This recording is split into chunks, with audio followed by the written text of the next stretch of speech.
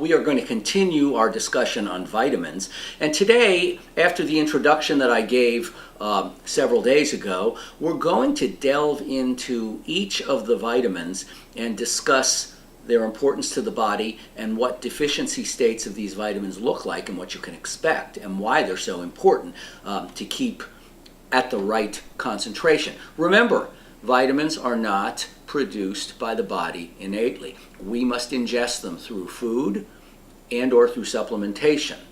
So we discussed classifying vitamins as water soluble and fat soluble. Fat soluble vitamins were A, D, E, and K. Water soluble vitamins, B vitamins, and C.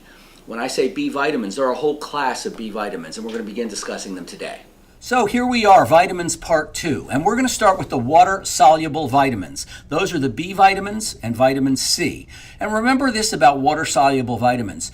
You know, we always worry about overdosing on different things like antioxidants and minerals and vitamins, but with water-soluble vitamins, it's very, very difficult to take in an overdosage because the body utilizes what it needs and then it excretes the rest through the urine. That's the beauty of water-soluble vitamins. So let's talk about the first of the B vitamins, vitamin B1, also known as thiamine. You've heard that name before. Thiamine participates in enzymatic reactions central to energy production. So it's required for energy, and when you have a lack of thiamine, you're going to find you have fatigue. It is important. It has an important function in regulating the central nervous system, and it's a pretty good anti-inflammatory agent in its own right. Now, vitamin B1 or thiamine is important in neurocognitive functioning.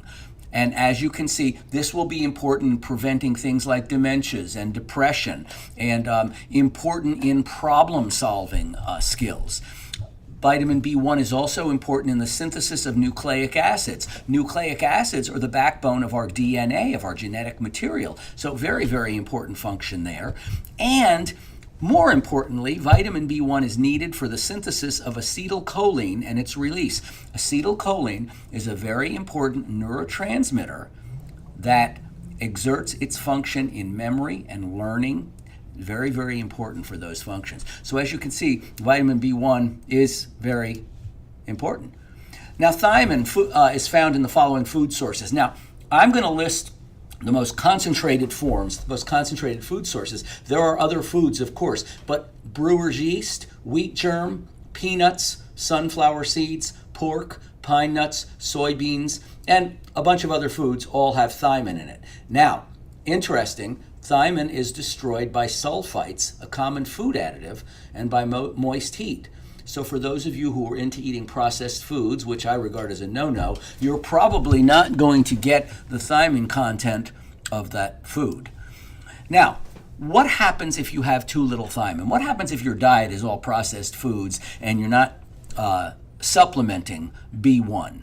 Well, thiamine insufficiency has a marked effect on the central nervous system. Thiamine insufficiency can exert itself as dementia, neuropathy, fatigue, alcoholism, confusion, depression, pain, memory loss, and ataxia, or an unsteady gait. And all of these medical conditions benefit from an intake of thiamine. Now, severe thiamine deficiency results in the classic symptoms of a disease state called beriberi, B-E-R-I, beriberi. And there you have fatigue, anorexia, weight loss, gastrointestinal disorders, and weakness. Finally, diets high in fats and sugars should lead to the suspicion of inadequate thiamine intake. Excessive cooking and intake of processed foods also gives clues to thiamine deficiency. And excess alcohol consumption may lead to severe vitamin B1 deficiency. This is called the Wernicke-Korsakoff syndrome. So that does it for vitamin B1. In our next session, we'll look at some of the other B vitamins. Thanks for tuning in.